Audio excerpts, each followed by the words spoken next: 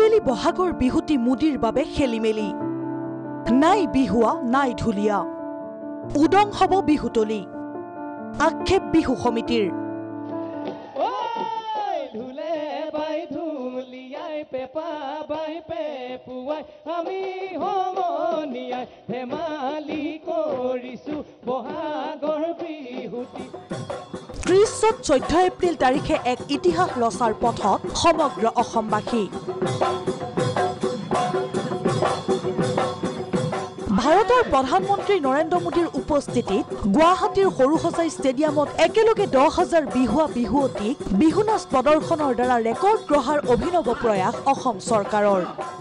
এই পদক্ষেপক আদৰণি জনাইছে বিহু সমিতিসমূহে সমান্তৰালকৈ আক্ষেপ প্ৰকাশ কৰিছে বিহু সমিতিসমূহে চৰকাৰৰ দ্বাৰা আয়োজিত এই অনুষ্ঠানটোক লৈ কোনো ধৰণৰ আপত্তি নাই বিহু সমিতিসমূহৰ আপত্তি আছে দিনাংক আৰু সময়টোক লৈহে কাৰণ 14 এপ্ৰিলত মহানগৰীৰ প্ৰায় সংখ্যক বিহু সমিতিয়ে বিহু উৎসৱৰ পাতনি মেলি বিহুস্থলীত পতাকা উত্তোলনৰ কাৰ্যসূচীৰ লগতে বিহু হুঁচৰি মাৰি আহিছে বিহুৱা বিহুতলিৰ সক্ৰিয় অংশগ্ৰহণেৰে প্ৰতি বছৰে জিপাল হয় বিহুৰ বাকৰি কিন্তু এইবাৰ চৰকাৰী অনুষ্ঠানটোৰ বাবে অসুবিধাত পৰিছে একাংশ বিহু সমিতি চৰকাৰী অনুষ্ঠানটোত একেলগে বহু বিহুৱা বাদ্যযন্ত্ৰী বিহু সংগঠক জড়িত হবলগীয়া হোৱাত একে সময়তে বিহু সমিতিসমূহে বিহু উদযাপন কৰাত অসুবিধা আহি পৰিছে তদুপৰি বিহু সমিতিসমূহে চৰকাৰী অনুষ্ঠানত ইচ্ছা থাকিলেও সক্ৰিয় অংশগ্ৰহণ কৰিব নোৱাৰাৰ আক্ষেপ সেয়ে লতাশিল বিহু সমিতিৰ ফালৰ পৰা গুৱাহাটী বিহু সন্মিলনী সমন্বয় সমিতিলৈ এক পত্ৰযোগে আহ্বান জনাইছে ঐতিহ্যমণ্ডিত লতাশিল বিহু সমিতিৰ হৈ কৈলাশ শৰ্মা আৰু অনুজ কুমাৰ বিষয়াই এপ্ৰিল তাৰিখে সমগ্ৰ অসমৰ প্ৰতিখন বিহুতলিতে ৰাতিপুৱা পতাকা উত্তোলন কৰা হয়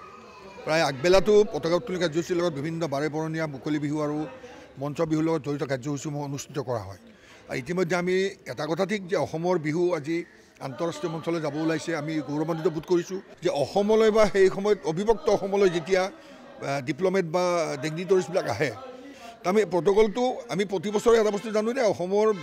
বিহুৰ দিনাখন যদি কোনোবা আহে প্ৰধান ৰাষ্ট্ৰপ্ৰধান বা বিশ্বপ্ৰধান কোনোবা আহে তেতিয়া লতাশিলৰ বিহুলৈকে চৰকাৰলৈ আহে অসমৰ মাননীয় মুখ্যমন্ত্ৰীগৰাকী ডক্টৰ হিমন্ত বিশ্ব শৰ্মা ডাঙৰীয়াই এটা কথা কৈছে যে অসমৰ বিহু যাতে বিশ্ব মঞ্চলৈ বা গিনিজ বুক অফ ৰেকৰ্ড কৰিব পৰা যায় সেইটো উদ্দেশ্য আগতে 11,000 তাতকৈ বেছি অত্যধিক শিল্পীক লৈ কলা কৌশলীক লৈ আমাৰ সৰুসজাই ষ্টেডিয়ামত এটা কাৰ্যসূচী গ্ৰহণ কৰা হ'ব আমাৰ বিশেষ অসুবিধাটো হয় তেওঁলোকে যিখিনি কৰিব গৈ আছে যে গিনিজ বুক অফ ৱৰ্ল্ড ৰেকৰ্ডত আমাৰ বিশ্বত আমাৰ এটা অভিলেখ সৃষ্টি কৰিব গৈ আছে সেইটোত আমি অভিনন্দন জনাইছোঁ আৰু তেওঁলোকে যিটো সময় বিচাৰি লৈছে তাতে কাৰণ 10,000 ঢুলীয়া নাচনী তাত উপস্থিত থাকিব তাৰ ফলত আমাৰ 14 তাৰিখে গোটেই অসমবাসীৰ লগতে তথা বিশ্ববাসীৰ আমাৰ যিবিলাক অসমীয়া মানুহ আছে আমি সেইদিনাখন আমি পতাকা উত্তোলন কৰোঁ শোভাযাত্ৰা হয় তাত আমাৰ বিহু দলবিলাক লাগে এতিয়া বিহু দলবিলাক পোৱাত আমাৰ অসুবিধা হ'ব আৰু সেইদিনাখনত যিখিনি অনুষ্ঠান থাকিব 14 তাৰিখে য'ত মানে বিহু আছে প্ৰতিযোগিতা হওক নাচৰ প্ৰতিযোগিতা হওক সেই শিল্পীসকলে আমাৰ ইয়াত মানে অংশগ্ৰহণ কৰিব নোৱাৰিব লগতে সাংস্কৃতিক মন্ত্ৰী বিমল বৰাক তাৰিখ সলনিৰ আহ্বান জনাইছে লতাশিল বিহু সমিতিৰ লগতে সদৌ অসম বিহু সন্মিলনী সমন্বয়ৰক্ষী সমিতিৰ সাধাৰণ সম্পাদক প্ৰণৱ জ্যোতি গোস্বামীয়ে যদি বিহু দলবিলাকৰ সাংঘাতিক ক্ষতি হ'ব কাৰণ তেওঁলোকক এতিয়া 15,000 বিহু নাচনী যদি অসম চৰকাৰে লৈ আহে আৰু তেওঁলোকে ৰিহাৰ্চেল কৰিব গিনিজ বুকৰ কাৰণে তেতিয়া বিহু দল সৃষ্টি নহ'ব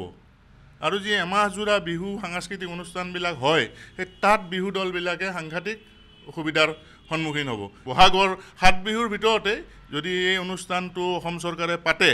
তেতিয়াহ'লে নিশ্চয় সকলোৰে কাৰণে গ্ৰহণযোগ্য হ'ব